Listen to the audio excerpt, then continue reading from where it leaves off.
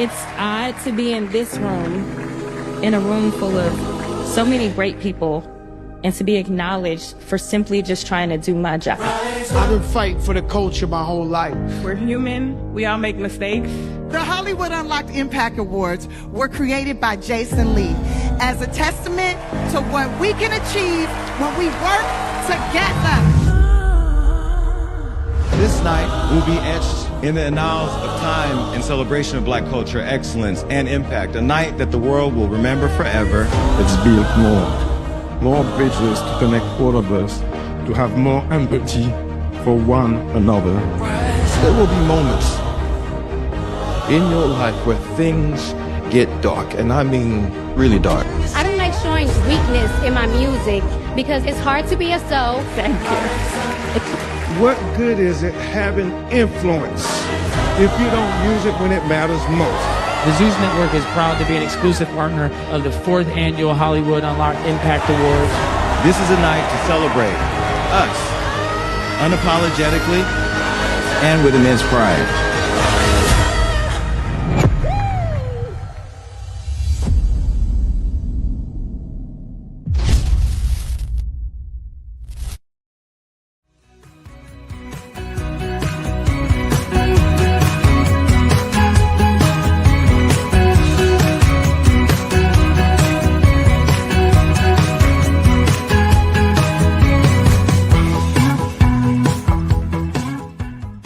What's up? What's up? This your girl, Rebel Ray. And listen, I am here because I am super excited to introduce our prodigal son. He's come back to Stockton, y'all.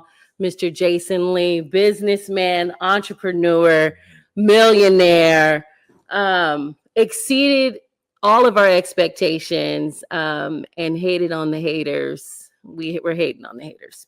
And I love it. I'm glad that you're here. I don't even entertain haters. The haters are part of the process. Success does not become a destination until you have haters along the way. So I'm privileged to have haters. They motivate me. In fact, I actually do better when people are hating on me. I think the thing that people have to understand about me is the secret sauce is when you are hating or trying to stop me or doubting me or telling me I can't do something. That's literally the thing that gives me the wind beneath my wings. I love it. Just so we're clear. I love it. And I love that you're always able to rectify, speak your mind. I think that's what we need in today's age. And here at the Pruned podcast, we talk about the process. The process is not always as cute as a lot of you all say it is on Instagram. A lot of you all want to share your stories, but that's not all everyone's origin stories. And so I love to always go into those in-depth conversations because we forget to dialogue with one another. We forget to celebrate one another's triumphs through adversity. And so, listen, I'm glad that you're here today. And I really want to focus on you. Focus on the fact that you have returned to Stockton. We're excited. Many of the individuals who have been tired of seeing some of the things we've been seeing in the politics, we've been seeing in our streets, the violence that is happening within our streets, the healing that needs to happen, but also the innovation. Let's talk about that.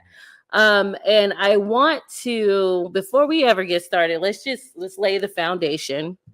I was a watcher for a very long time, and I had to watch you. I had to be a believer. I don't go with a lot of the hype. I'm not a fame seeker, but I believe in righteousness. I believe in destiny. I believe also that we're all ordained to do something. We have a sacred purpose, and I've always led with that. And when I read your book, when I began to listen to your story, and I listened to your growth, I knew you were the one that I truly wanted to endorse. And so I'm going to say that aloud here on my podcast personally. As R.C. Thompson, a Stockton leader here, I am endorsing you for our district city council. Thank you. I appreciate that. Yeah. You know, what I told people, well, first of all, I appreciate you talking about the journey. I don't tell people that I've changed because people say, oh, you've changed. No, I'm still the exact same Jason Lee you've ever watched. If you read my book, I'm that Jason Lee. If you watch me on Wild 'N Out, I'm that Jason Lee. If you read my book, I'm that Jason Lee. Podcast, Jason Lee. Everything you see, because everything that we all are is a summation of what what we've been through, what we've triumphed through, and what we will continue to work to become. I don't, reflect on my life and think about, oh, I wish I didn't live on Sutter Street Park. No, I love living on Park and Sutter. I wish I didn't see somebody get killed at 7 years old. No, that was a part of my story. Everything I've been through has made me who I am, and everything I've done, I've owned, and I've lived out my life in full transparency. So I'm not really worried about how people have seen me. I think when people say he's changing for the better, no, I'm evolving. That's I think right. We all evolve. I think the greatest part about me returning home is that, one, you can come from nothing and get it all and still have an obligation to go back. But when you go back and you try to do better, people are still going to doubt you. People are going to question your intentions. People are going to talk about you, but you're not the summary of one situation.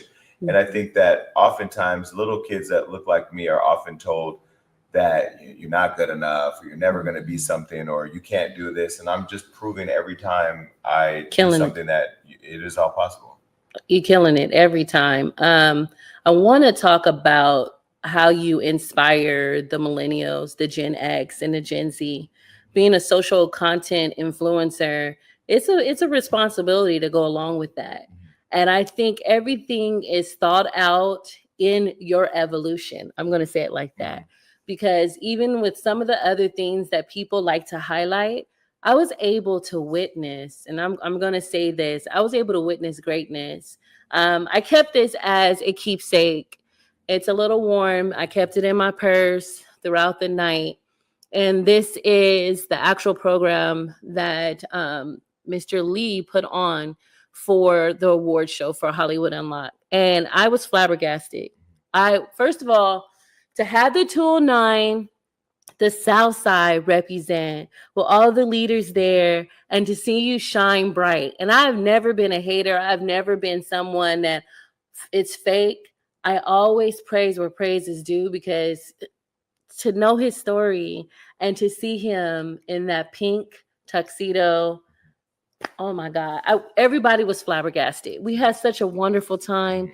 You laid it out very high class. It was such a beautiful night.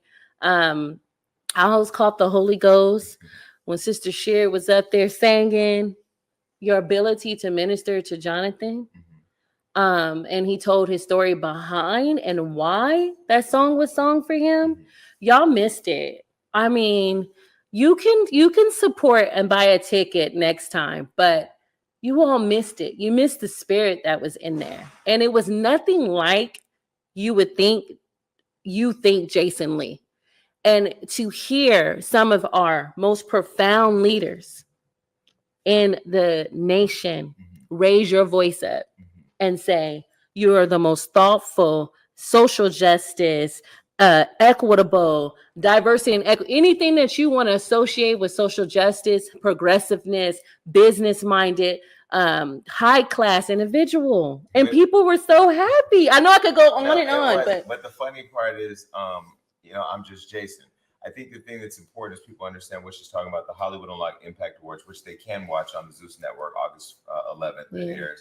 I created that show after being told that I couldn't attend the VMAs when I was on two networks on Viacom. I was on VH1 with Love and Hip Hop, and I was on Wild 'N Out on MTV, and I didn't understand why I couldn't go to the award show. So instead of staying in this conundrum of why I can't attend a person's show that I don't own, I just said, I'll go build one. Yes. So I built one. But when I built mine, my intention, and again, the thing I think it's important about me to know for people watching is that I'm a very intentional person. It was about creating an award show, not to celebrate who had the best song, who had the best outfit, but who had the most impact. So the Hollywood Unlocked Impact Awards was created out of that spirit. So this year with Tiffany Haddish hosting again for the third year in a row, Tiffany, who's been to Stockton, who's committed to building a healthy grocery store in South Stockton. We had Cardi B, we had Christian Louboutin, who's African American, an African man of Egyptian descent, from Paris, who was allowed us to honor him.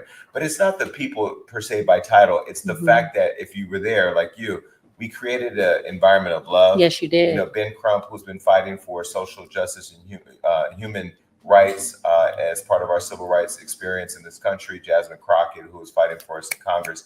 I mean, we had a very intentional night. That was beautiful. And I think that is really the essence of what I tried to create. When I think about that night, the other thing I think about is that besides the fact that South Stockton was there and Malcolm, my youth campaign manager, who was 7 years old, was there, was that me standing on that stage and getting all that recognition from the industry and the leaders is South Stockton did that. And that is like, I think the biggest part of my whole professional experience, regardless of the content. You can watch my podcast and say, he crazy, he wild, he big opinions. And yes, I do. And I will still continue to have those. And let's capitalize on that dollar. They don't understand that it's the business side of entertainment. Yeah, it's entertaining. I am an entertainer for work. I mean, there's people on the city council right now in Stockton. You have a real estate broker, you have an accountant, you have a pastor, you have a teacher, you have a social worker, you have all these different people that have different jobs. Mine is I'm just an entertainer with a global platform. That is what I choose to do.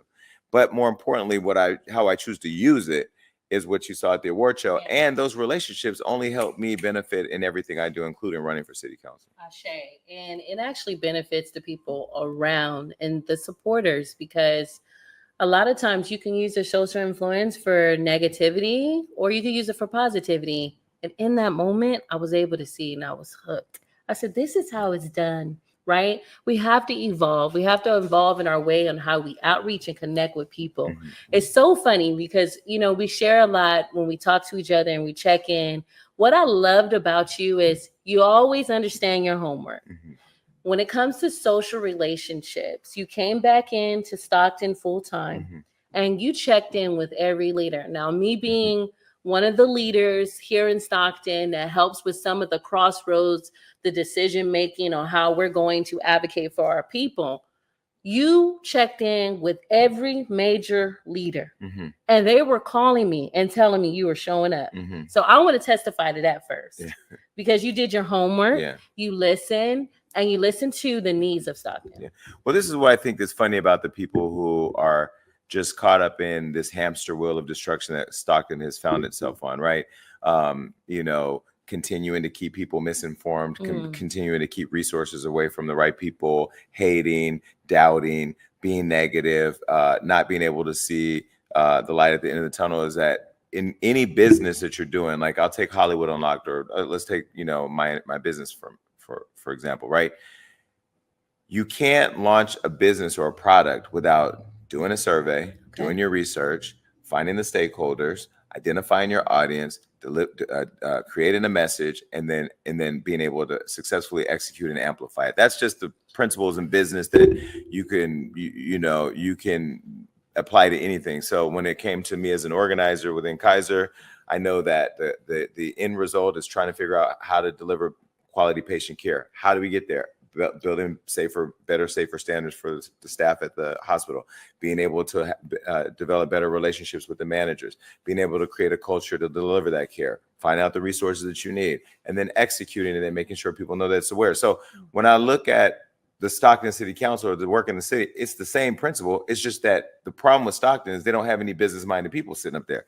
So what I've done is not just meeting with the CBOs, not just meeting with the county, not just meeting with the school district, not just meeting with community leaders or real estate developers, but I'm also meeting with people in the streets. I'm also meeting with the homeless people in the parks. I'm also talking to the everyday citizen who is not happy with the way that Stockton is currently functioning. Just yesterday, I saw in the news that the Miracle Mile folks had to end an event that they've had for 6 to 8 years because the city surprised them with fees out of nowhere and this whole process. And instead of the city having a process to expedite working through those things so that way the city can continue to flourish, those people are upset now, and it just continues to create this culture that we don't prioritize business, we don't prioritize tourism, we don't prioritize economic growth and involvement from our community. And guess what? There goes that hamster wheel again. So I did not want to come back and run, but if not me, who? There's the voter apathy in this community is high. People don't want to get involved because they don't believe it will change. And I'm just a believer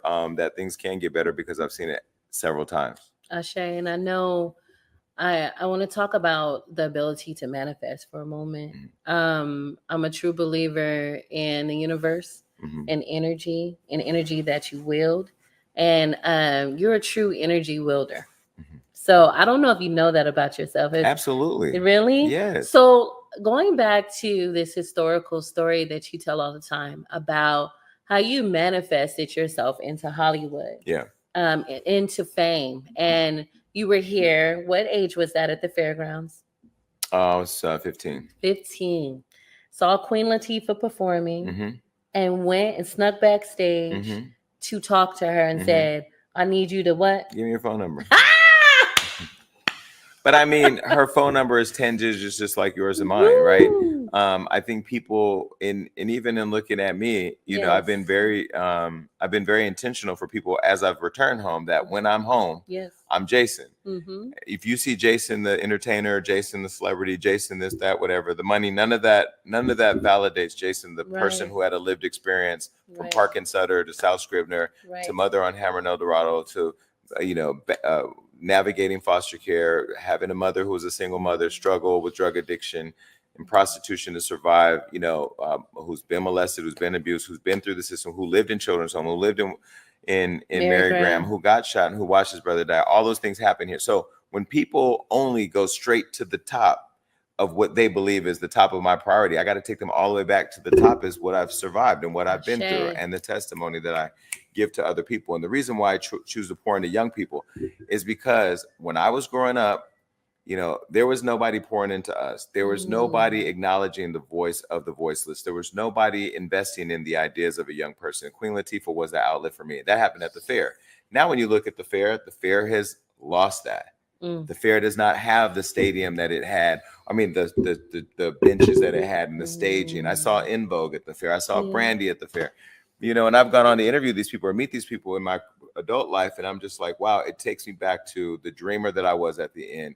At the beginning of my story. And so when I look at the dinner that we just had and raising the money for the programs that we've just had with Leadership Unlocked here with the youth, I mean, the whole theme of that, and in that book that I created was called Dreams Unlocked, because we want to be able to use the celebrity to get these kids' attention to unlock their dreams. But the celebrity is just a job. Yeah. It's just a job. Yeah. And it's a pathway.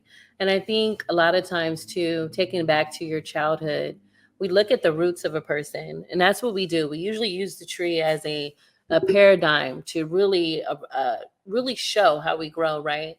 I always talk about the ecosystem. I always talk about the soil. What do you need at your roots? As a master now, right? You're a master. Mm-hmm. You'll be 47. Mm-hmm. I call us those that are in that age, and close happy birthday to you. I know it's coming soon.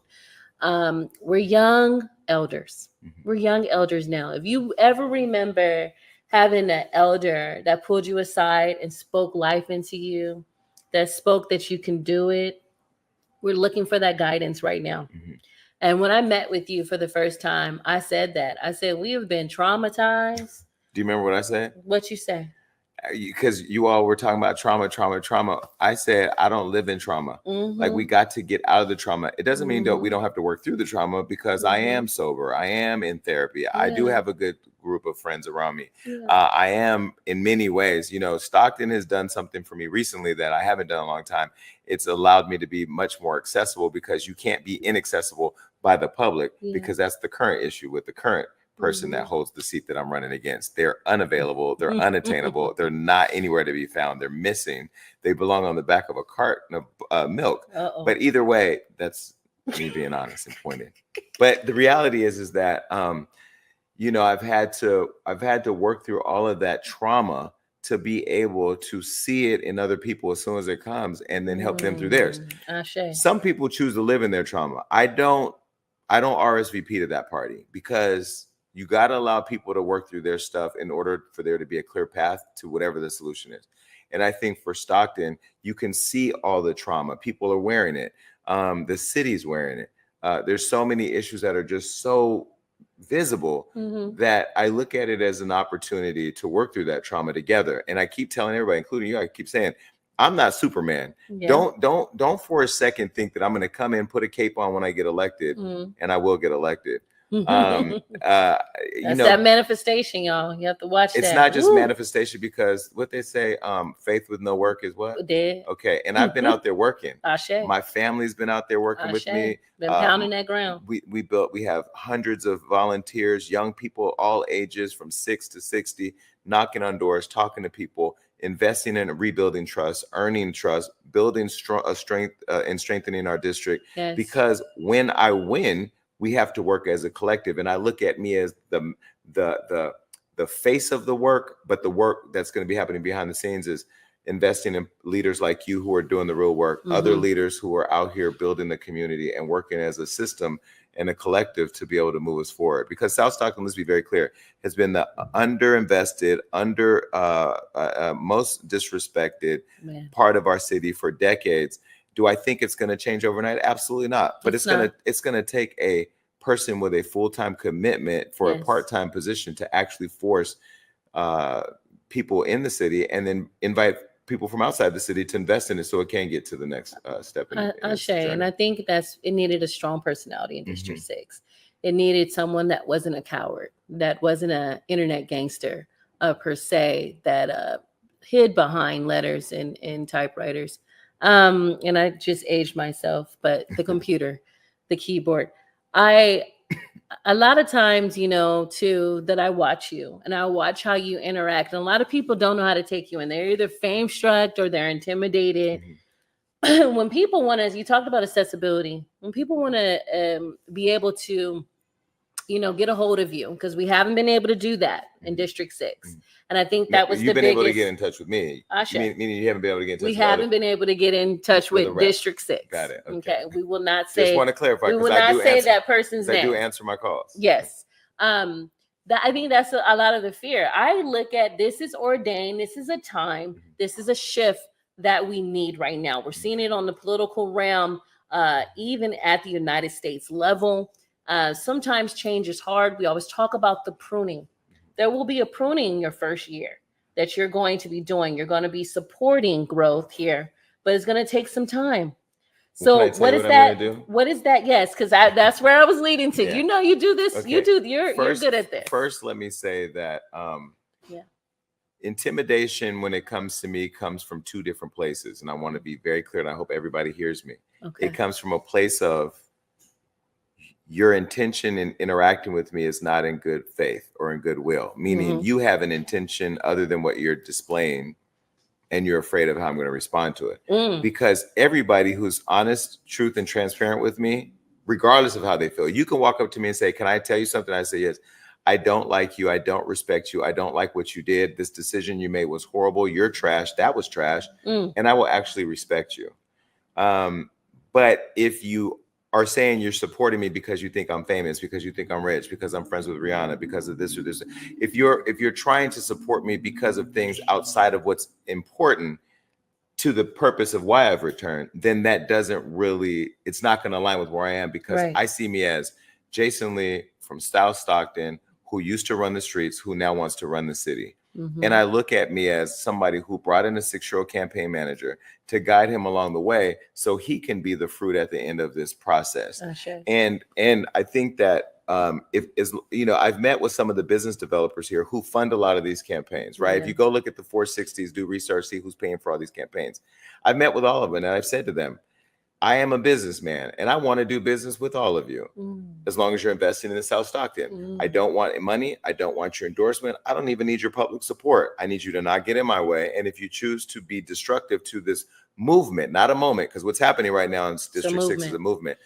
If you become a disruptive part of that process, then you'll be fruit of the poisonous tree on the other side of it. Well, and unlike everybody who says, well, it's just an election, and when we get through it, we'll all work together. No, you are either about being progressive or regressive, because my family, who's stayed in this community when I chose to leave, has buried many cousins, have buried many sisters and brothers and sons and daughters.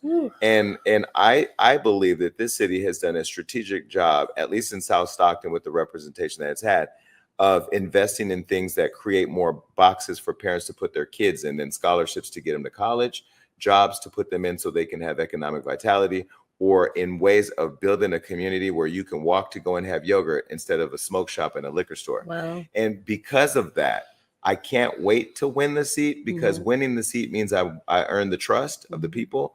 And when I've earned the trust, I'll make sure to maintain that. I think that's important to know. And a lot of times, I think we've just gone with the flow of things and not had that tenacity, like you said, feeling that apathy, feeling the undesire to even keep our city council members, in check. they work for the people, Yeah. and that's what we're expecting. So talking about being in check, there's a couple of traditions I always have on the podcast, and a lot of it is our church lady announcements. You know where that came from? No. Us being in church. Oh yeah. And the long ass announcements of everybody's the secretary. The secretary. See, mine at New Hope, it was Mother Norwood. I don't know where Mother she is Norwood. Now. Mother Norwood would get up there and we would be like, it's 5 o'clock already. We've been here for 10 hours. Get to it. So, before we introduce that, though, we're talking about a lot of people have ordained you the disruptor. I welcome disruption. I welcome people who can look through a lot of the melancholy, call it out, and is ordained to tell the truth to the light, right? And so I brought you a small little gift. Okay. It's a cool little gift shop on Boss Lady Boutique. Cool little gift shop. Okay, the only thing is, if you give me a gift because I'm running for office, it has to be reported. Yeah, okay. Well, let's report this. Want me to So open it now? anytime there is some melancholy on that dais, I want you to shake it. Well, listen. Let me say this. If you've been watching me, Shake it. You've been watching me going to the city council. I have. At first when I was going, like some of the things, let's be clear. I haven't even taken office yet. Some of the things that we've already done is we've worked with Housing Authority to desegregate the pool in Sierra Vista. Come on. Where they were you climbed that fence. Let's talk about that for a moment. Let me get to the fence. First at Sierra Vista, they were telling families that certain kids in certain homes can swim in the pool and some couldn't. Well, we worked with Georgia over Brownlee. there, Georgia Brownlee, who runs that area, and you and Peter Ragsdale from the Housing Authority to make it available for all kids. So that was one. Yeah. Then I met with the farm workers who were saying that they were spraying pesticide on them and that they weren't encouraged to go and speak at city council because there was no translation. We started a process where we organized the community, wrote letters, filed complaints, did information requests, and then 8 months later they're getting ready to offer translation to the city. We've had the 70 beds at the Gospel Rescue Mission. They were going to shut that down and put 70 homeless men back out onto the streets. I created a whole campaign online, went and filmed it, did a little interview, got the attention of the county, built a bridge for them to keep the beds open. And now we're bringing in state money to figure out how to keep it going. Let's go. And so those are just a few of the things. But when I think about that, that's disruptive. Because in this community, the elected people at City Hall are asleep and don't work for the city. So it is disruptive to actually do your job. Thank you. I think Stockton has been asleep. We've been asleep, Jason. No. The residents of Stockton have been used as a political step stool for everybody who's wanted to start here but move on. I've already said a couple of things. I don't want to be the mayor of Stockton and will never be. I don't have any intentions in doing that. I'll commit 8 years to here in Stockton in this position. I don't want to be senator, governor, congressman, and my legacy work is really to be able to build a healthy grocery store in South Stockton, to see flowers and trees and community and a clinic and work to shut down some of these liquor stores and smoke shops and hotbeds of murder that have been a problem in our community for a long time that we all know about. And that's going to bring a lot of accountability. Yes. I've said I'm going to get in, and I've just talked to the city attorney the other day and said, when I get elected, I need to know my powers immediately because we're going to have to audit Measure A to see what scams and what misuse of taxpayer money has happened. And people who did things wrong will go to jail. Because accountability is the thing that teachers teach their students, parents teach their children, that we all teach each other when we have to cohabitate this thing we call Earth. And I don't know that getting elected absolves you of that responsibility. It doesn't absolve you. And it's going to be one of the upstanding leadership. And we see that it's a lot of leadership failings right now that's happening that are being exposed. I think about Cat Williams' podcast with Uncle Shay. And I'm just telling you, a lot of people are being provoked by the truth right now. And if you can't see the truth, if you're not understanding what time it is, you haven't woke up. And a lot of people speak about this wokeness. You have to activate your pineal gland. You have to activate your emotional intelligence, see through this and move logically. And it's time for us now to come together. Yeah. I was talking about that earlier at one of our community meetings. You can say I'm in emotion, no roller coaster over here. This person doesn't like me. I don't want to deal with this person. Or you can mobilize and organize to get the work we need done. Yeah. Well, and the work starts before you get elected. So we did We did 2 big community forums. We did a Toy for Joy giveaway through my nonprofit with That was 3,000 dope. kids and their families. Listen, that line, and not to brag, Yeah. I'm not to interrupt you. That line was so wrapped around. He was like, RCU. I said, no, it was intimidating just to get in. It was wrapped around that building. It was from the school in Service to all the way past the airport. Yes, it was on. But the highlight of that day, besides the fact that everything was free and that people were happy and kids were crying and families were crying and stuff like that, is we did the free haircuts, free food, and the free toys. But it was the fact that it was safe. Yes. That nothing happened, and that narrative that you can't do anything positive in the South, or the South can't do anything positive, therefore we won't. It's crazy. So we proved that was wrong. But what I loved is that, since we've been, back and doing the work, what I've seen is there's such a hunger for people who want to get involved. We did the community forums. We did the Toy for Joy giveaway. We've done multiple leadership workshops with young people. We did 32 hours of coffee with a candidate where people come and talk to you one-on-one. We knocked on doors. We called everybody in the entire district. And I think the thing that people are surprised is you are out here really doing it. Like, you really are doing it. We went to I spoke at the Sikh temple. I walked in the Cinco de Mayo parade. I went to the Juneteenth and the Petals of Peace. But the thing that's the loudest of all that is my opponent, Kim Wormsley, has been nowhere. Has been nowhere. And the thing on the other wrong side of town or someone else's district. Well, but that's I'm speaking specifically for where it matters, and that is in the district that put her in the seat.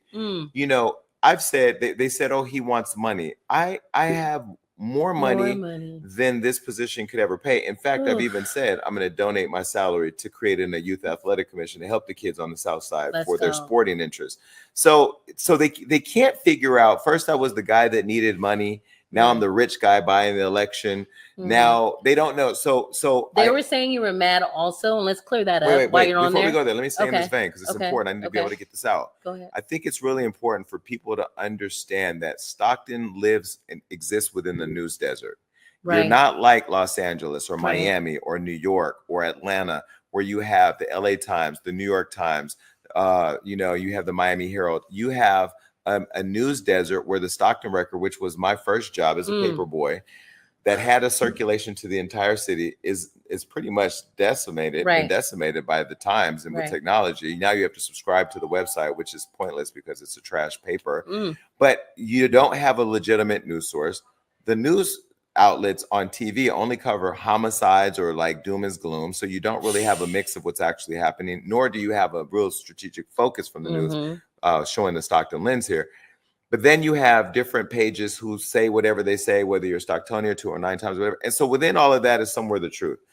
What I know for sure is that the people of Stockton are being taken advantage of because of that lack of news. And they're getting their news from they're getting it from. And what I've seen is people will say, if you do an interview on this platform, you're with them. If you don't do an interview on the platform, is that. But what I will tell you is, why are we not talking about the youth summits? Why are we not talking about? We're not talking about the positive stuff. The positives. Yeah, and that's the problem. And speaking of positives, I want to go through, and start off with your block party. I cut you off when you were going to ask me about. You said, clear that up. Clear that up real quick. So it was Jason got mad because he came back because the city wouldn't give him $1 million for his Hollywood Unlocked. And I want you to clear that up to the best of your ability. We ain't gonna start no mess, but I want that clear, because I think you came back because you saw that there need to be a resolution to some of the crookedness we were seeing on the dais. That's what I really truly believe. Well, I'm going to answer the question first. I don't feel I need to clear anything up, because those who know, and those who don't know assume. And I can't. I always say that you got to be careful when a clown invites you to participate in the circus. Well, I don't have the time to show up as a clown. But what I will say is, I was living in LA doing well for myself, but I was seeing all these different things happening in the city. I would come back and there would be no events, nothing to do, bored at my sister's house, people getting killed, kids at schools, different things happen. And I just felt like, FBI investigations at the district. I'm like, what is happening in my city? Because this is a city that I love. But more importantly, how are the young people? Think about this for a minute. How are kids in this community? How are they emotionally developing when around them every day? their friends are dying, their school board people are going to jail, this person's being accused of this, that, there's nothing to do after school, there's nowhere healthy to eat, like in their community. How are they developing? So when I start thinking about all that, I talked to Mayor Lincoln about what he can do to help the young people. And he talked about a discretionary budget that he has. And I don't know, I'm not in the city yet, so I don't know what having a discretionary budget means. You have this amount of money, that, whatever, but he had a budget to do stuff that he had a discretion for. And I said, well, why don't you develop some youth programs? Right. I'm launching a nonprofit. I can help you. Right. I have all these relationships, and we were having meetings and we were talking about how to do what I'm literally doing now on my own. Right, on your own. How we could do it in partnership with the city, because the city needed fresh energy, a new lens, somebody who has the heart and has the resource to help. Because unlike, I don't know how many people go to the city from a nonprofit and say, hey, I have $1 million. If you put in $1 million and we'll do this 2-year, $2 million program, and here's what it looks like and whatever. And so we did that. And the one thing I think that people don't know is that the mayor and the vice mayor, Kim Wormsley, who's the District 6 rep, okay? When I went to Stagg High School, my alma mater, where my nephews go to speak to those kids with Tiffany Haddish after the young girl Lala had been murdered there at the school. Rest in peace. I didn't do that for the cameras. I did that because those kids, like the kids at Cleveland Elementary when Patrick Purdy murdered all of them and Michael Jackson came back, needed to have somebody reaffirm their value, their purpose, and that they will be okay to deal with their trauma. So I did that. I was privileged to meet Lala's father, mother, siblings, the kid that she played on the sports team with, all the students there at the school. But more importantly, we were able to hear from the kids how they had safety concerns the district refused to respond to. And I invited them to say it in front of the news cameras, because all the news was there because Tiffany was coming. And I was coming. So afterwards, we did a conference, a press conference in the library, and all the press wanted to talk to me and Tiffany. I said, Tiffany's not going to speak because she's not from Stockton. And I'm not going to answer any questions from the adults. Let the journalists from Stagg come in and ask me questions, and then you all can record it. And that was the young journalists. The young youth journalists. So I was able, so there's actually a photo of all the news cameras and me standing there in the middle, but the kids asking me all the questions. And that was really kind of the thing that I've always been about. Like, I want to hear from the youth. I want the youth to ask the questions because nobody's asking them. So fast forward, this is the part that y'all don't know. The mayor and vice mayor Wormsley after that came to my home in LA. I sent a car for them. I had my chef cook for them. I laid out this beautiful meal, and we had a conversation about the dreams of young people, in particular South Stockton, how we can invest in them. I was thinking I would just either maybe fund programming or partner with them on different things, or even, help Kim be successful in the district as a resource. All these commitments were made from them that we were going to do it. When we came back, the commitment was there. And so then the community was organized and galvanized. We had hundreds of people. And then somewhere something changed. And when I saw it changing, I just thought back to 2012 when I tried to do this with Michael Tubbs and Anthony Silva. There was a disconnect between them. When I saw the same thing happening again, this is what I said to myself. I'm a different Jason now. I'm more resourced. I have a big platform. I have the heart and I have the will to make sure that the commitment I make to young people will never be lost like it was in 2012 when I tried. So when I saw what was happening, I was still resolute and the work needed to be done, and I was committed to doing it because I'd already put myself out there.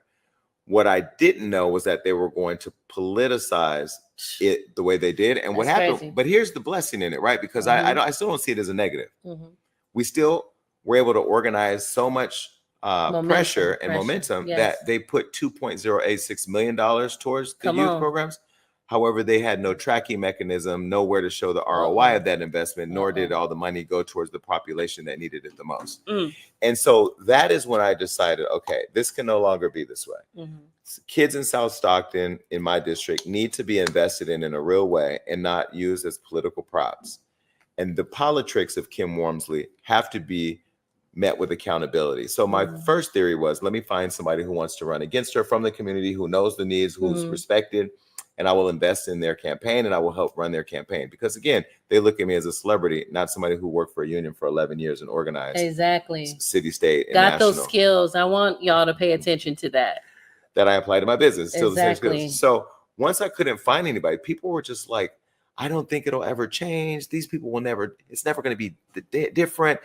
And I go back to my whole family lives here. I come here a lot. I talk about Stockton a lot. There's just no way that they've just done the city that bad to where people don't believe change can happen. Yeah. So going back to that manifestation, that's when I said that I'm going to go ahead and make the personal commitment and sacrifice. I'm going to do it for free in essence, because I'm going to donate my salary. Yes. I'm going to move back home. I went and got me a house. Mm-hmm. Before I got a house, because I know the politics of the city, right. I registered to run in the district. And then I got me a house at a different address and registered for a safe at home voter. Okay. So nobody can know my home address, because they release stuff. Right. They then went to release my address where I was staying in Stockton, and they did it hoping it would make me unsafe here. Right. But it wasn't my house. And when I look at that, then they said, well, he doesn't live here. Well, now they know where I live, because they've been driving by my house. They've been coming to my house. There's video of, people that I ran against in front of my house. So, the politics now are starting up. But the thing that I love is that they thought that I would take the rejection and make it a negative thing. When I look at it, I'm claiming victory for $2 million. Ooh, I'm claiming victory that in spite of their opposition, I moved back home, which they thought I never would. I self-funded my campaign, which they are unable to. Right. And I went deep into the community and met the leaders and met the community where they were and understood the issues and started doing the work before I got elected, and have built relationships that now are going to push us through to victory. Yes, it is. And then now you have a real leader with real business and common sense and real accountability. That this right here ain't even going to be as loud as the accountability on the dais. So it's going to be a different day that I think gets more people awake and woke around what's happening in their city, and more engaged and active, because this really is shifting the power from how it's traditionally been back to the hands of the people. Ooh, ashe and amen. I almost caught the Holy Ghost. I really felt that I tell people all the time, it's ordained for you. It's ordained. I call you the prodigal son. I call you the truth seeker. And a lot of people, it's blunt face trauma to the face when you say it, but it's not, you're hitting it on the nose every time. And I think it's also a gift of discernment that you have, and be able to call it out, but also now have the worldview, also have the lived experience, the experiences on the ground in Stockton. A lot of people say it's not like it's like any other city that's been disenfranchised. And as you travel and you gain knowledge, you bring that back and you apply it. And that's what we wanted. We wanted the practicality. And let's pause right there. But think about the trauma. Stay it for a second. Okay. Somebody watching right now. Yeah. You're in a relationship with a woman. I'm talking to the women. You're in a relationship with a man, and you walk in the room every day from working hard. Kids have been at school. You got to cook dinner. As soon as you walk in, he goes, "Man, what's wrong with you?" That's emotional abuse. It is. Now, if it happens every day, by the 100th time, you're going to go, "Oh, no, I just came home from work." It will be so natural that you won't even know you've been emotionally abused. When you travel the world, when you can go to Hawaii and see what fresh fruit and communities look like, and farmers markets, when you can go to Dubai and see what real commerce looks like, and real trade and bartership, people, and community, and people coming over and what do you call it when you go and visit a community, when you travel? Yeah. Anyway, tourism. When you see what real tourism looks like, when you live in a city like LA or Miami, and the hardest thing to decide is where you're going to go eat, where we going to go, where we going to party, the watch, entertainment, what you're, Oof, when you see all of that, you come back and you go, wait a minute, what's happening here? I have been neglected. I have been abused. I have been held back. I have been set up to fail. When you go deeper than that, and you look at South Stockton, where they keep shoving warehouses in there, and you look at that pretty little smoke coming out of the building, not really realizing the effect it's having on the environment and the lack of environmental protections that are happening. When you look at people on the Western Ranch side that look at the levee and go, man, that water is pretty, but if you don't do something to build a stronger levee and it floods, it's going to flood and destroy your property and kill people in your neighborhood. And if you don't vote to get this tax, you're not even gonna be able to build anymore, even though the big box, when you don't understand what's going on around you and you have a person that's absent, that is almost like, and I love my mom, Yes. when she got on drugs and she would leave me and my sister at home. Yes. To fend for ourselves. That was unsafe. It was unfair. And it was a complete negligence on her behalf. And that's what's happening with Kim in this district. I've said to the city manager, and back in November of 2022, I sent them an email. I said, if you guys don't start making aggressive changes, the blood of every child in this community is on your hands. And I will remind you.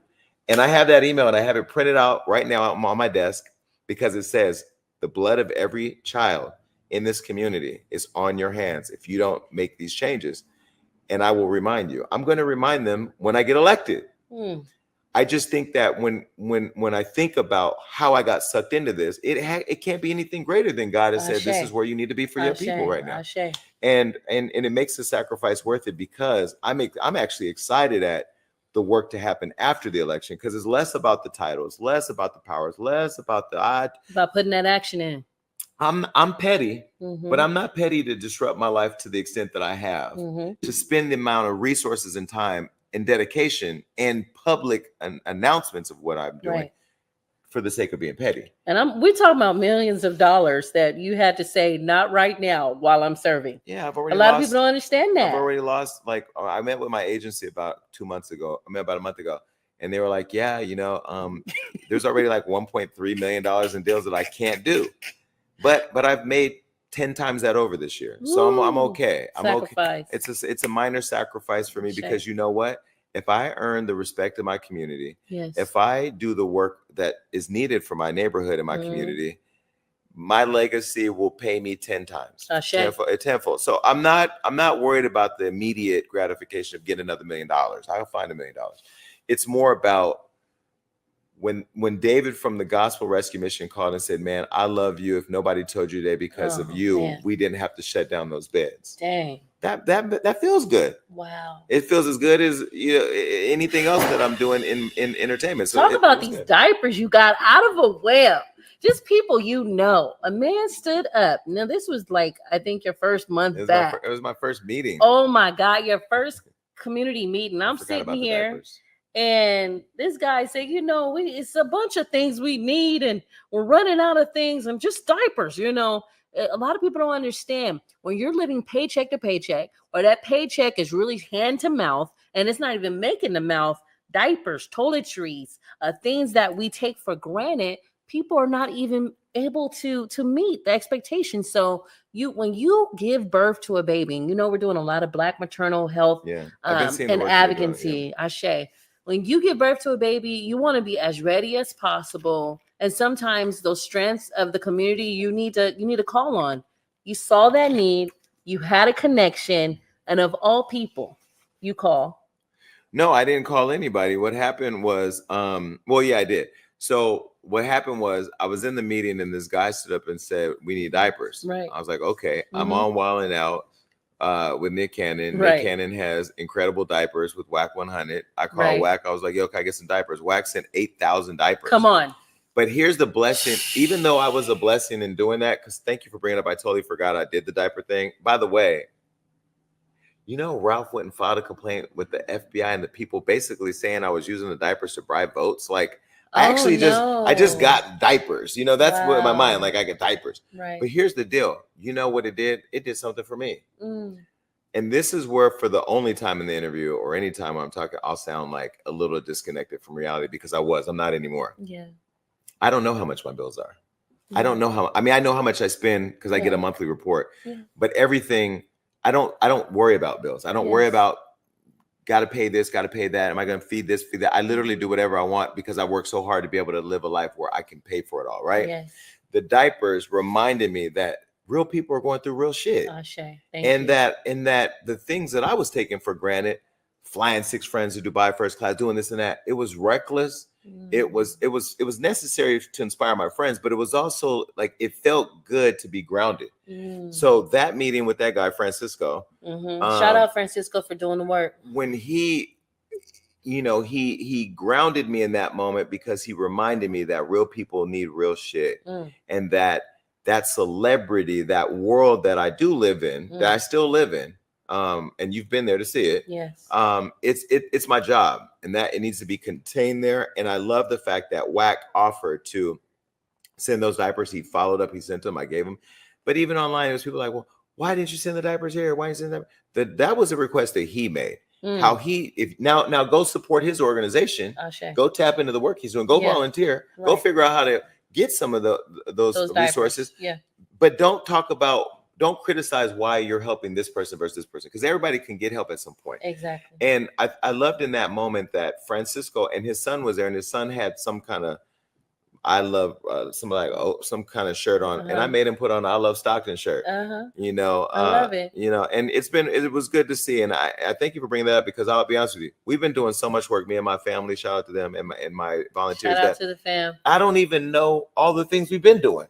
Listen, I'm going to be a tester. I'm going to testify. We just gave away backpacks last week. Listen, and was there. Yeah. And handing it out there, the kids cheesing. They don't know how to make eye contact, and I'm watching them. It's kind of like the favorite uncles in town, and everybody's like, that's the favorite uncle. Hi, Jason. But I do love how they've been treating me since I've been home. Yeah. You know, I came back last September. Since I've been back full time, people have been very warm. I go to the Starbucks over here by the City Hall and in Western Ranch every day when I'm here to, you know, not working. I go by there just to talk to them and see how they're all doing. And they're like, man, I love this interview, or hey, I love what you're doing at City Hall. So people have actually embraced me. You've been a great resource. I want to thank you for that, because you know, you brought me here to a meeting in the huddle, and now I got 3 offices in the huddle, because I could have had an office anywhere, but I want to be in the middle of community working. But you know what? We should have a huddle in South Stockton. Come on.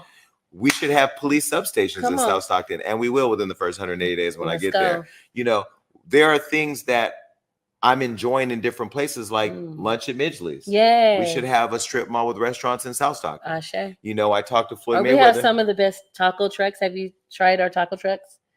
I have, but listen, we shouldn't just have to go to the taco truck. I know. I want to be able to pull up and have yogurt and Starbucks and tacos or Chick-fil-A in my neighborhood. I want to go work out at the gym 2 blocks from my house, not all the way on Marks Lane. Right. But why was the community promised a gym and then y'all put a McDonald's there? They put a McDonald's. And going back to your planning, we're going to go back to, I'm sorry to interject when you're talking about your friend, Mr. Mayweather, but I'm going to interject.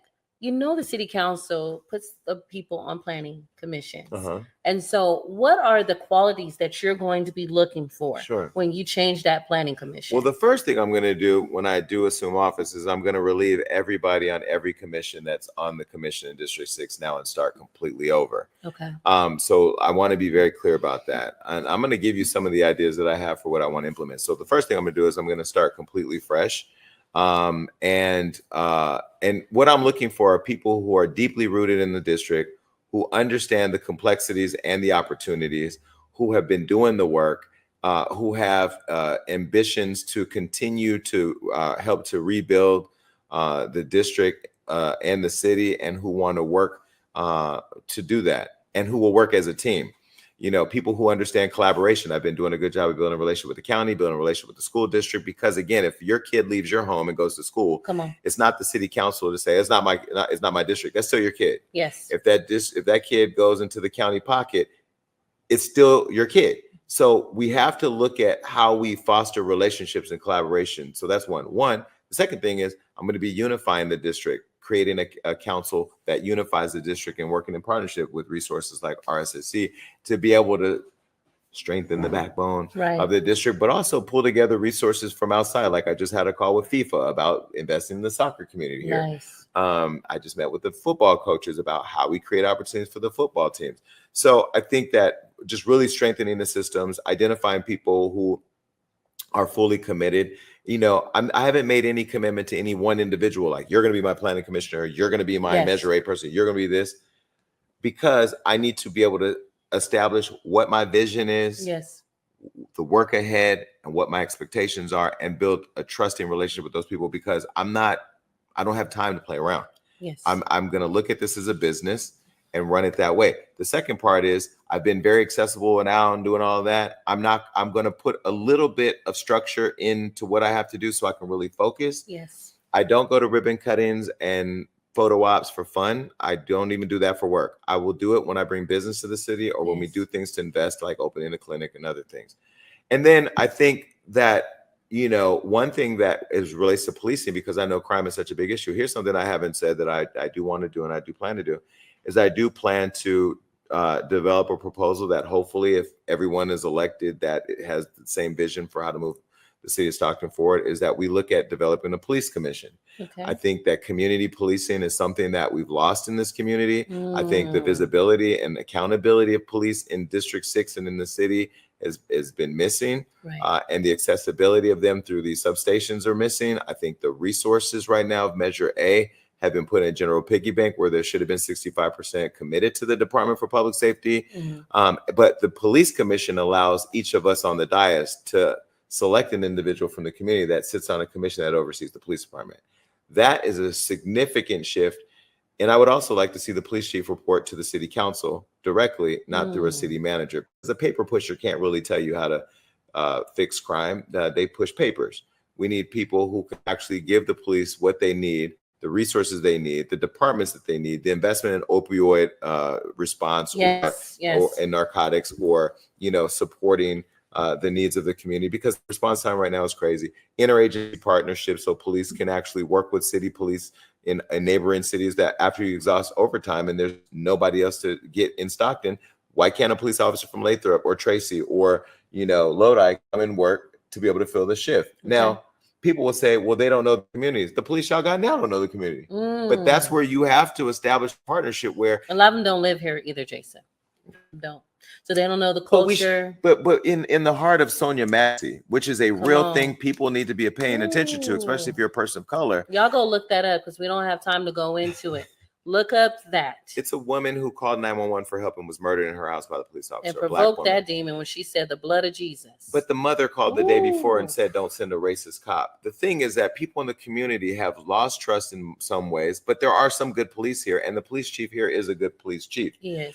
And he's trying his best, but we need to start making it, we need to start figuring out a way to encourage people of color to step up and take on that significant challenge of policing their neighborhoods. Right. It's a hard thing to do because you're penetrating through a culture of don't snitch, don't be the police, don't do this. But guess what? If the police were people that you all grew up with, that knew the neighborhood, that knew you, they'd probably pull up to the picnic and get a rib and talk to you and hang out. They did when we were kids. They did when we were kids. Okay. But we've gone through so much trauma, right? The word again, of watching Trayvon Martin, yes, of watching Atiana Jefferson, watching Michael Brown, watching all these people be murdered in a way that makes us go, we ain't fucking with the police. Well, guess what? The police ain't going away. Right. And y'all steady calling them when somebody really gets shot, murdered, or decrepit, or something's breaking into your home. So we need to invest in the police. We need to invest in accountability and invest in accountability. Education and cultural competency training too. 1000%. That's important to keep everybody safe. Yeah. And I spoke to the police at the academy, and I talked to the cadets, and I said, one thing they're going to teach you is they're going to teach you to shoot to kill, but you also need to understand, how do I show up? When you know you're in Nightingale, or you know you're in Townhomes, or you know you're in Sarah Vista or Conway, what's the culture? It's a respect thing too. A lot of people try to look down on the socioeconomics of people. Sometimes we have that bias in policing. That's that community policing mindset. You're knowing the laborers. You're knowing the people that work there. You're knowing their interactions. You're getting out of your car instead of just patrolling. You're walking the streets. You're knowing the little Tyrones and the Juans and the Bobbies and the Tamikas, right? And I got all those people in my family. And you're letting them know, I see you. But it's not just knowing. It's an accountability. It's not just accountability, but it's having a heart. Yeah. You know, protect and serve. Protect and serve. You know, the thing that's important that people have to understand is that there's no young person right now saying, I want to grow up and kill and rob people. Lord. People are products of their community, and crime is not black on black crime, it's proximity. If you have two starving dogs, I say this many times, if you have two starving dogs and you throw a raw piece of meat in the middle of the floor, they're going to kill themselves for that meat. Right. That the poverty alleviation is a real thing too. Come on. I don't know what city jobs there are, but guess what? I would want to know, what city jobs do you have right now that have minimum qualifications that are so unreachable by the way that you've not invested in the community, that you can maybe modify to make attainable for people so they have things to work for. Come on, let's talk about that modification. Ron Freitas, yes, who I've talked to, the DA, you know, he ain't talked too long because it's an election year and he want to stay clear until it's done. But he did commit that if I was to get elected, he will work with me at establishing programs that in this playground to prison pipeline. So young kids who are caught up in the system don't stay in it and can get out and continue to flourish and thrive. I've also said black and brown and women-led CBOs in this community need to be invested in by the city because there's a lot of people doing great work in underserved communities, but are not being served the right resources in order to carry those out. And again, there's lots of state and federal money out there that the city, I've already highlighted Kim and them at the city hall. They didn't even apply for $162 million of free money. How is it that you so sleep at the wheel, you know, that you don't apply for millions and millions of dollars that you could have brought here to be able to distribute in the community? Let me tell you what the people are saying down on the ground. They think it's a setup, and they really believe that their district has forgot about them. Yeah. I hear it all the time. Shout out to Sangri Car Club going out to their actual tournament that they had out there. They were activated. It was over 1,000 people that came in to Van Busker and just talking on the ground and actually listening to our Chicano family. They were activated. Yeah. They were paying attention to you and they were like, hey, what's going on with this guy, Jason Lee? Oh, yeah. Oh, where was this at? This is right here in Van Busker. Oh. Now, mind you, Van Busker is one of those large parks. Just like Stribley, we don't have a lot of them. We can't get activated in McKinley. Yeah. You know why? The way it's looking. Well, you saw me climb up that fence so I could show you why. Because for years. Remember when I texted you? Well, I said the video by itself, when I saw the dead dog and the people shooting up in the tents, I said, we have been normalizing this chaotic, apocalyptic look. When a woman gets home from work and her man looks at her and goes, that it becomes normalized trauma to where it's just the way it is. You know, again, when I filmed that, do you know why I even did that video? Because 2 days before, Kim sent an email to the whole district saying we're fixing the park in the park. Right. And so she told everybody in the email, and I got the email because she left me on the distribution list. But I know that's not what the park looked like. So we went and filmed the park so people could actually see what it looks like. And so when they saw it, they were outraged. Me climbing the fence to get over to get the shot because I really wanted to I wanted to sit in a pool that I used to swim in as a kid to show people what the pool looked like, and that went viral. But you know, again. So can we talk about the stroll though? That's what was so eerie. And so it was so prolific, that shot. I hope that's a Pulitzer-winning commercial shot. I don't know what it is. Oh, where I was walking. You were just strolling and walking and was like, and this looks like, is this what you want? Like, it was so calming, but so scary at the same time in the music and with the ice cream truck in the background. Yeah, the ice cream truck in the background. We shot that. Y'all have to see that. We shot that in 30 minutes. You don't need a lot of time to tell the story of what's wrong in the city, right? It's clear. Right now, it's so funny because just today I was talking to Michelle Padilla, who's a councilwoman. She's under fire. Right. They've written 5 stories about this woman, 4 to 5 stories about this woman in the last 3 days. And educated her. About her having a barbecue for her community that I went on stage in house shoes. Listen, I saw them. They're very comfortable house shoes. You know me, I said, why he wear them red shoes? Because I was at home and I forgot I had to go to the picnic, you know, because I was planning to be at work that day. Because I was planning to be at work that day, so I donated a TV from Hollywood Unlocked. I donated a bike. I donated to a scooter or whatever. I donated stuff for them to raffle because I wasn't gonna be there. Right. But since I was in town at the house and not working, I was like, you know what, I'm gonna pull up. So me and my family pulled up and we support Michelle. Michelle supported me. Relax, got up there. And I said what I said, and I stand by what I said because I'm educating everybody. Every video, if you're watching right now, it takes 4 votes in this city to change things. And there are people that are aligned with the idea that Stockton should be new and fresh and that all-American city that it used to be. We're not sitting in a room plotting and this and this and that, but we have, you know, we go to the same events and we talk. Yes. What do you think about the homelessness? Well, we need to tackle the homelessness. That's the dialogue that's been missing. Okay. That's the dialogue you were invoking people to understand. But we're meeting in different spaces, everybody that's running, and we're all finding out what we support and what we don't support. And I got up there and I just said, as education, be smart this election season. Yes. You have 4.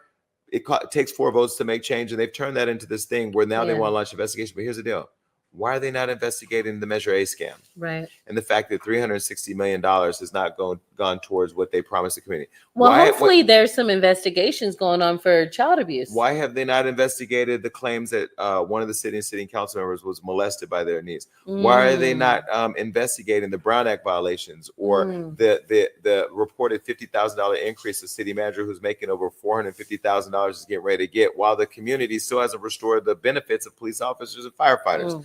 You know, why are there dogs running all over the city? You know, why is there still 100 police officers down when they're getting ready to go into another $360 million of funding with no real plan to add to those positions? So, you know, if you want to launch investigations, launch those investigations. Right. But this political witch hunt and this political dog whistling that they're doing, it's so comical that this is the first time I comment on it, because I don't even care about it.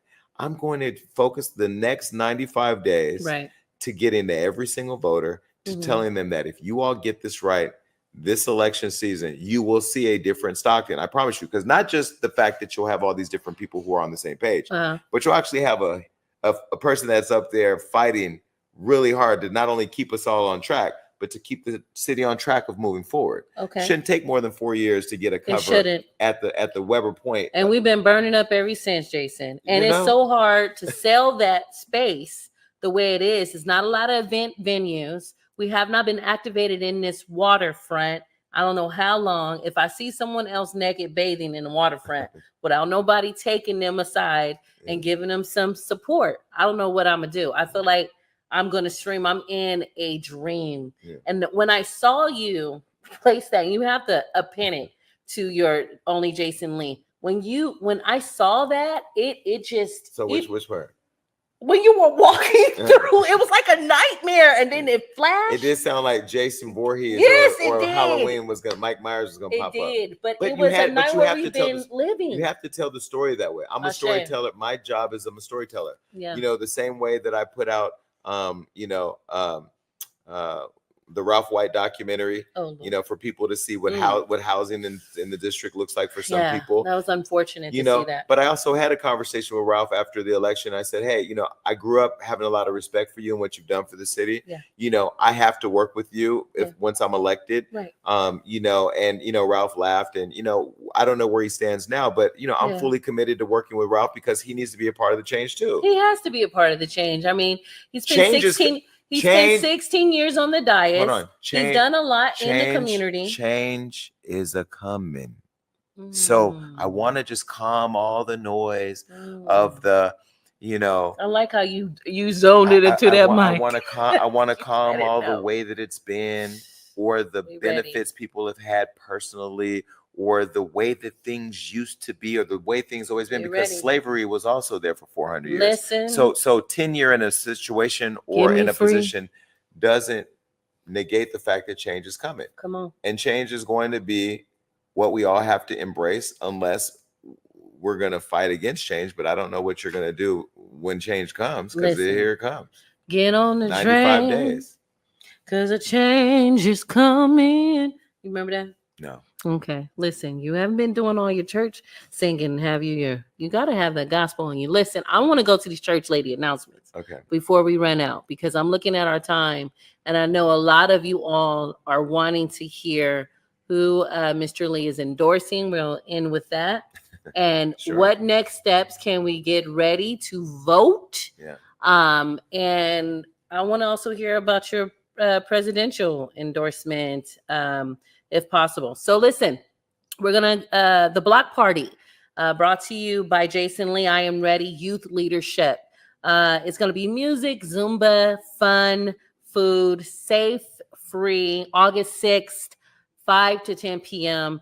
Please leave the drama at home. He's not gonna ask you that. I'm gonna ask you that as a leader. If you want more things for your kids to go to that are free, make sure you keep your house in order. And that's that good auntie in me that's going to tell you when you come out here. Well, there'll be lots of security and police. Yes, a lot of security and police. But when you come out here, it's about a fun-filled fun family time.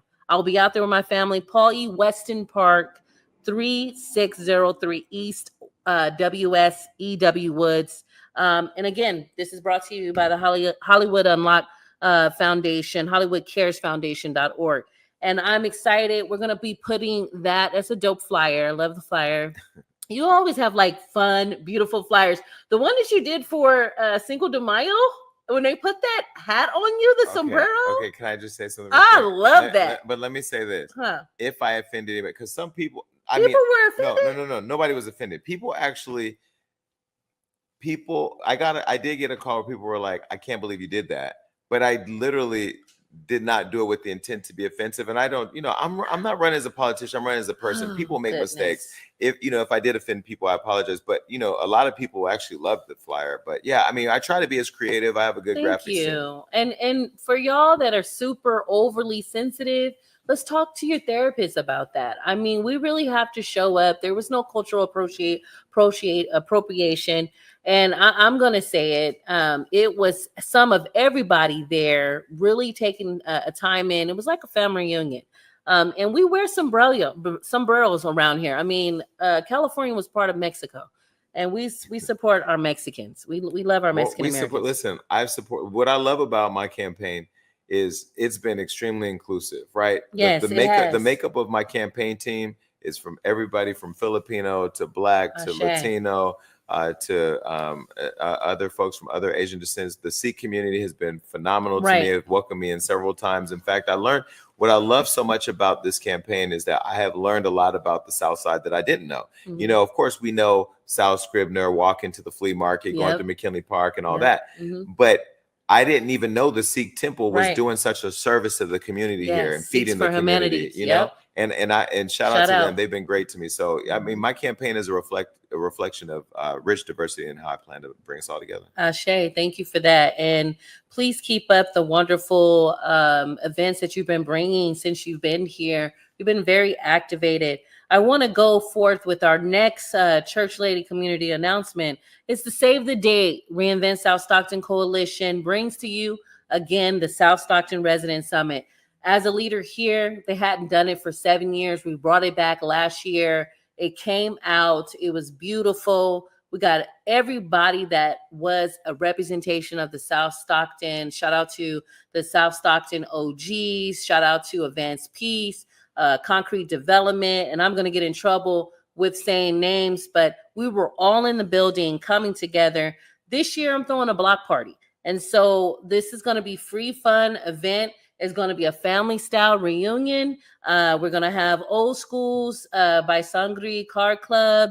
We're going to be having carnival games, a concert by MDP Band, and a touch of magic that will be there playing the oldies but goodies. And so we're going to be there. That's happening October 5th, 9 a.m. to 2 p.m. You can email us at info@RSSC Coalition.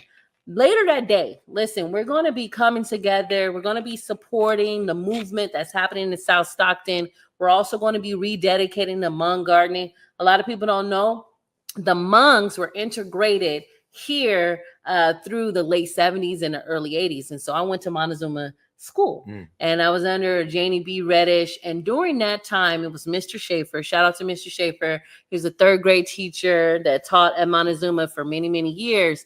And one of the things he did was you're going to learn about the Hmong community. They were integrating. They were learning English. It was a lot of cultural things that they brought in that we didn't eat.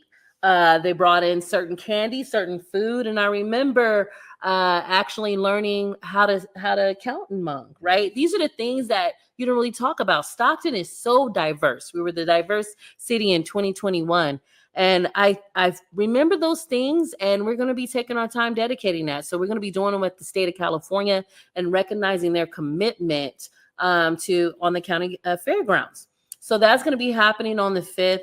We're also going to be having the Social Justice Gala. So this Social Justice Gala is the gathering. It's 10 years of collective impact work from every individual, connection, and community member that has come around and said, we want what's best for the South Side. And that's going to be happening. We're going to have cocktail hour. Doors opens at 5:30. And then dinner and awards will happen from 6 to 10 p.m. I hope you can be there. Prioritize being there. You know, Mr. Lee, you're going to be there. I appreciate you too for showing up in the community like you've been doing. Every time we call you, you send a representative or you show up, and we see that accountability in you. And I want to tell you, I appreciate you. I appreciate you even coming to the podcast. And the work that I'm doing isn't just to run and win. It is to rebuild, regain trust, put some structure and put support in for organizations that need the support to do the work, and to put accountability and transparency in the delivery of leadership from people who are elected here. This is not going to be a lifelong career thing for me, where the rest of my life, at least now that I'm going to be in politics. I will say, people have been approaching me about, what about the Senate one day or governor? Mm-hmm. I don't even have an idea of that. I have an idea of what I want the South Side to look like, what I want Stockton to look like, that underutilized taxpayer arena down there to be filled with events for families every day, and new jobs be created here, not just fast food jobs, but actually jobs where people can mobility, poverty alleviation. And we have to address not just the homelessness crisis here, we have to address the housing crisis, because there are homeless people that I'm meeting on the street who are they have a good job, they just been priced out of their home because there's no accountability. So those are conversations that are going to have to have. So there's real aggressive ideas that I have that I think will be helpful. But again, I don't have all the solutions. It's going to take me partnering with you and partnering with different people to figure it out. But I'm committed. Now you want to get to these endorsements? I do. Thank you. I really do. So we want to hear from, now that you've heard where his mindset is, where he's going, addressing some of the controversial things y'all all had questions about, and then really redirecting us to focus. This is a focus time now. We're listening to the who and the why. Yeah. So I'm going to just jump to the top of this ticket. I'm not going to really talk about who I'm endorsing as president, because unlike where a lot of people sit in how they're making their decision, Jason Lee, the owner of Hollywood Unlocked, the pulse of culture, the person who's connected in lots of ways. I just interviewed Robert Kennedy Jr. the other day. That'll be coming out this week. I'm waiting. I'm waiting. Can we take pause for that for a moment and celebrate you? Yeah, sure. Okay. I mean, it's an interview. It's a That's big dope. interview. Don't even run over that. It's a big interview, but again, that they'll be able to see that. That's historical. We had a great 2-hour conversation. Right now, I'm working on interviewing Dr. Cornel West, who's also running for president. Let's go. I'm talking with the White House about the vice president, and Donald Trump's campaign has reached out about an interview. So at the end of the day, let's go. Jason Lee, who does the work, will be interviewing people, right? Yes. Jason Lee, I don't want people in Stockton to get distracted by who I'm supporting for president, because at the end of the day, the potholes, the dogs, the dead bodies, the lack of jobs, the lack of opportunity, the lack of accountability, Measure A, all that is not controlled by the president. Mm-hmm. So I want the people, first of all, focus on what's in front of you right now, and that's the city council, the mayor, the county supervisors, like those things that touch the budgets, that touch the things that you're wanting to see change here. That's important. City council, definitely supported in Mario Enriquez. Mario, I've been watching him. I've been looking at different events that he's gone to, and I've been reading up on him and looking at all his posts and stuff. The thing that scared me about Mario was that he was endorsed by everybody. Okay. In terms of the unions and the Democrats and this and that. And I didn't really know where he stood, because I know that in this city, a lot of people just want to get a decoration of endorsements. Me, I had no endorsements, had a 6-year-old campaign manager and a lot of goodwill, Ooh, still laugh at that. That's amazing. But I've built a relationship, and I've built a relationship, and I've gotten to know him, and I see him doing the work. I see his heart, and I understand his passion. He's been able to travel out of the city, work in DC, and have a different lens, like we talk about. And now he's back dedicating. He's knocking on doors, and he's hitting the street every day. So Mario is somebody I support. I think it's District 4. Okay. Mayor, it's going to be Antonia. I mean, it's going to be Christina Fugazi, Christina Fugazi or Tom Petty. Okay. I've been very clear that in meeting both and getting to know both somewhat, I don't know Tom as much as I know Christina. I think that Christina as an educator, has a lot of experience. She's been the vice mayor of Stockton. She's been on the planning commission. She's my go-to person when I have questions about policy, history, why this didn't work, what was this investment, this and that, all the different town halls or forums I went to. All my preparation came by my team working with her to get all the information. And so I find her to be somebody that I think is knowledgeable. It doesn't mean that she's perfect, because I know for sure there's not one person in this race, including me, who's perfect. Right. but I know that I can work with her. And Okay. the thing I will say to people that's really important is that you have to have 4 votes to be able to make things happen. Okay. That's the education people don't know, because the city manager runs the city. That's the CEO, so that's the boss of the city. But Right. the elected people with the power to tell the boss what to do requires that all 4 people, minimum out of 7, can make them accountable to what they promise. And that, I think, is the thing that people have to do. You know, you don't just go through and say, I like this person's name, or I like this. No, you need to vote smart. Oh, sure. Mario Enriquez, Christina Fugazi, Jason Lee, those are 3 names. I also met with Mariela Ponce. Okay. I like Mariela Ponce. I met her. I met her husband. I like the fact that she has chosen to stay out of the fray. She doesn't want to get in all the online fighting. That she's focused on building her relationship direct to the voters. Okay. Her strategy clearly won. She became the #1 person in that race. And you know, I met Wakar. I like him. But I feel like Wakar is a part of that political establishment that's funded by the people out north who are funding people to get in there and move a certain interest to the top. Okay. I do want to send a message to those people. I will work with you too. But anybody who intentionally goes after my family or me in a personal way has to understand that they're fruit of the poisonous tree. And anything that's a part of holding us back as a city will have no place at City Hall when I'm sitting there.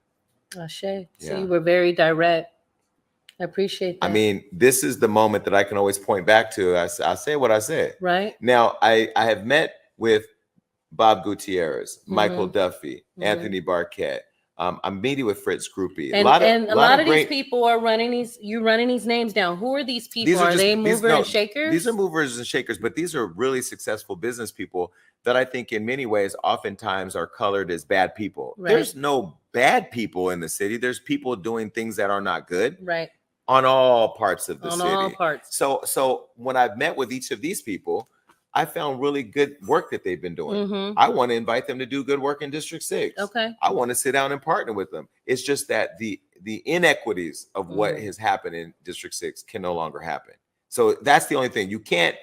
I want a one Stockton experience. Okay. If you can go to have yogurt with your kids at Lincoln Center, right, you should be able to go and have yogurt with your kids on Mariposa Road. If you can have a hammer skate on Hammer Lane, you should be able to open up Skate Rock City with Floyd Mayweather in District 6. Nice. If you get sick and need to go to the doctor, you shouldn't have to go all the way to Kaiser out north. You should be able to go to the clinic right there in the neighborhood. Yep. So those ideas that people would think are just completely impossible, I've already met with behavioral health who said, let's explore that. I've already met with CMC who said, let's figure that out. So there are people who want to do it. You just got to have somebody that says, I need this to happen. Yes. I will no longer support development by these companies that are not developing here, or we will go seek other developers to come and do it. Wow. You met the guy that's managing the $6.38 billion for the state. I met him, y'all. I met him. So you're either the local developers will develop it, or other developers will develop it. And brought over 50 of us together. Yeah. And let us know this money is here. The city or the county has not tapped into $6.6 billion. The county has now. Shout out to Genevieve Valentine. She has been a phenomenal resource. And public health too.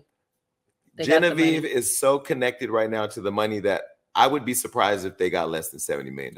I'd be surprised. But at that moment, I'm speaking about that moment. At that moment, we were flabbergasted. Yeah. We had no idea. Again, it's supposed to be our city representatives, our county representatives, our state representatives that are saying, hey, this money is here. We need you to mobilize. You all need to go after it. And no one didn't go after it. It was flabbergasting. And they were all in DC that week, rubbing elbows. But Michelle Padilla from the city was at that meeting. And that's the thing, that when you look at how much she's been attacked now, this political dog whistling, it's because she does represent this new form of government where we are actually trying to get things done for the city. You know, I know they say she's a 209 times operative. I'm a 209 times operative. Yes. Everything you saw me standing on the stage at the Impact Awards. Right. I've been put into a box of something else that I have no control over. Right. But that again that's the political. That's what they do here. No, but that's the thing that people want. Right. To keep us separated and not organized. Separated, not organized, and afraid of change. So we need higher vibrations. Think higher vibrations this election.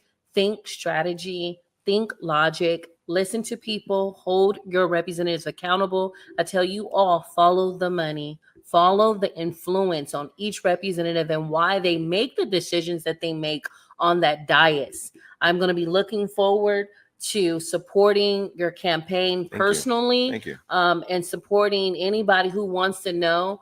I care for my people. And a lot of people, whether they say or not, there's a handful that truly, truly know me. There's a handful that can really call me by my government name. I don't allow everybody to call me by my government name. But if I know you call me by my government name and I come to you and I talk to you, it's in righteousness, it's in love, it's in support of the light. And it's time now. And I appreciate you so much, Jason, for taking the time out of your busy schedule. Set things correct here. I'm not deleting any of this. You're going to get every hour and 45 minutes, whatever we went. And if it's outdoing your listening ability, come back to it and rewind that because it's receipts. All right. And I'll be at every forum, every debate, everything this political season.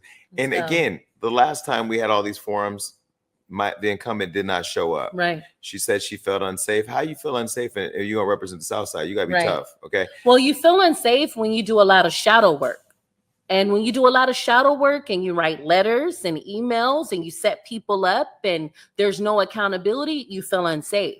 And that wasn't the story that wasn't told. I'm going to tell it though. But again, more, so you have to make that up in your mind. But in general, I just want to say anybody that wants to do the work of transformation and wants to be disruptive and wants to be aggressive towards change has to have the courage to do the work and show up. And so I'm hoping that my opponent shows up to all the forums, all the debates, all the public interactions, because the people deserve to be able to hear people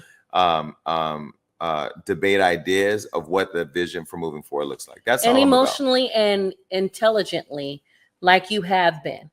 And when it's BS, you shut it down. And then if you need to entertain it or direct it, it's dialogue. And that's what we're missing. And for someone to compare any type of intellect, there's different levels of intellect. And that's what we expect from our leadership. So I'm going to leave it right there. Yeah, I know you're showing up like that.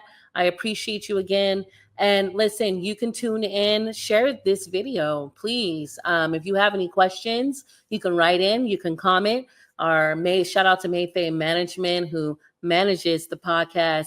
If you have any questions or you'd like to be on the podcast, or even if you would like to reach out to Mr. Lee, please, focus on, tell us where we can reach you as the running mate. And support, and I'm supporting Rhodesia Ransom. Also very important to put that out there as well. Rhodesia, shout out to Rhodesia. Endorsement. Shout out to Rhodesia.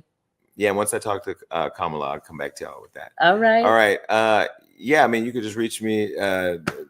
You reach me on my website, jasonleeforstockton.com. I mean, people know, they know how to find me. Yeah, but I'm going to let people know that. And I have endorsed everybody I've endorsed, told them to put their information down. Y'all that are 18 or older, y'all vote. People who say they're not a part of this Stockton community, y'all are a part of the Stockton community. We touched on that with Rhodesia being an implant or a bat, they called them. You are now part of the Stockton community. If you live in District 6, if you live in whatever district that is up, it is your roles and your responsibility to vote. Your ancestors paved the way. So thank you so much. Peace, love, light, always. It's your girl, Rubber Ray. We out. Peace.